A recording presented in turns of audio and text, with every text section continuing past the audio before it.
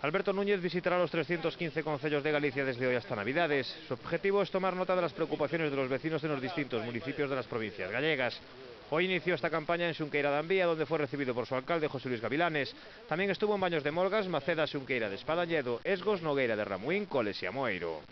De aquí a Nadal, visitar todos e cada un dos concellos, tomar nota das inquedanzas da xente, tomar nota dos problemas e buscar solucións e alternativas para o próximo cuatrienio político en Galicia. Como digo, hoxe queremos empezar xa a que o programa electoral do Partido Popular sexa un programa de solucións e de propostas.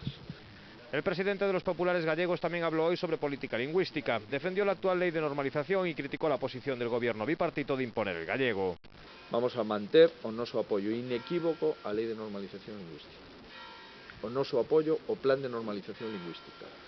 Todo o consenso que se acadou no galego o vamos a manter.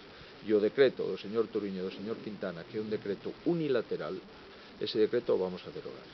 Por lo tanto, se seguirá o galego na escola, o galego seguirá sendo un dos idiomas da escola en Galicia, pero desde logo o galego non vai a ser o idioma imposto obrigatoriamente a alumnos e a pais, senón que será un idioma dentro do ensino obligatorio, igual que o castelán.